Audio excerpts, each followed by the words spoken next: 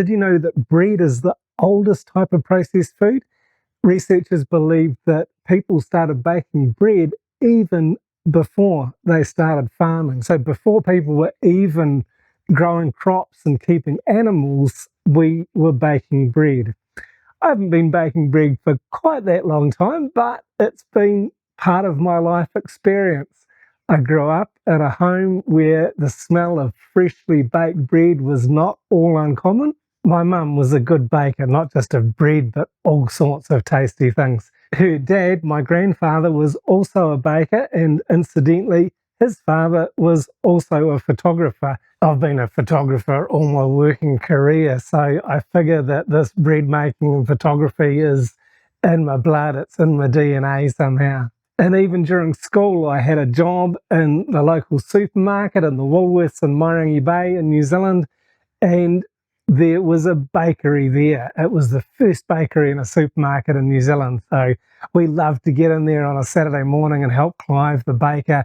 Our job was usually bagging up the bread, and our fingers would get almost burnt because we were getting the hot loaves bagged as soon as possible, because there was always a line of people waiting for freshly baked bread as it came out of the oven. And this was fabulous to see, that people were so enthusiastic about this simple food. And then eventually I began to bake my own bread. As a young man, I used to love baking a pretty standard wholemeal loaf. Back in New Zealand, I would bake quite a number of loaves at a time and freeze them.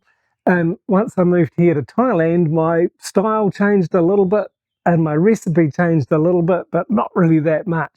I adapted my wholemeal loaf to be able to bake it in a bread maker, which is something that I used here for a long time, until we built our wood-fired pizza oven a couple of years ago. And up until that point, I hadn't really sort of changed much or baked any real different styles of bread, except for the occasional pizzas and focaccia, and more often I would bake hamburger buns. I had a habit of making hamburgers on the weekends, and one time decided to try making the buns myself, and after that there was no turning back. If I was making burgers, I was also baking the hamburger buns to go with them. And then, as I said, we moved here, we built a pizza oven, and this changed my outlook on bread making. It gave me a different type of perspective. Learning to cook in a wood-fired oven has been really interesting. I haven't mastered it yet. I'm still learning. There's still a long way to go, but I'm really enjoying it.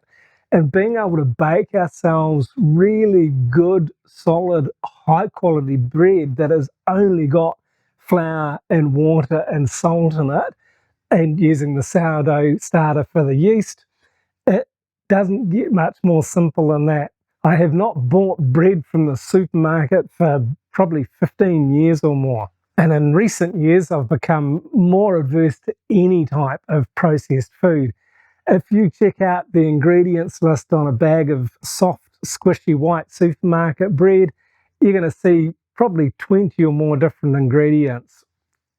It's all there only to preserve the bread so it lasts longer and is softer and easier to consume.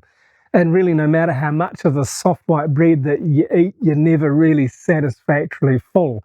Whereas a good couple of loaves of my sourdough bread, well, I'm happy as anything. So now I bake two main types of loaf. One is a rye loaf and the other one is a wholemeal loaf. And I generally do these two at a time. I'm also going to start getting back into baking buns and bread rolls and experimenting with other types of bread, along with the pizza bases that we bake quite regularly.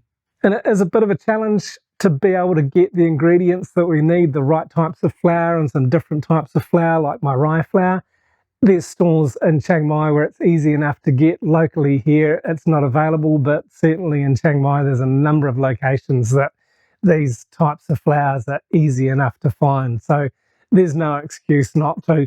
It's not that complicated. It doesn't actually take much time, and it provides us with a lot better meal, a lot greater nutritional value than we would be consuming if we were buying shop-bought supermarket soft white bread. So, as I said, as I came to Thailand, I started baking bread in a bread maker. I knew it was going to be difficult 20-something years ago to be able to buy good bread regularly when I came here. So I just continued my habit, and now it's pretty exciting to be able to really get a feel for making even much simpler bread using fewer ingredients because I'm using that sourdough starter. And it's another wonderful part of living in the north of Thailand. And if you'd like to learn more about our lifestyle here, please check out this video next. Thanks very much for watching.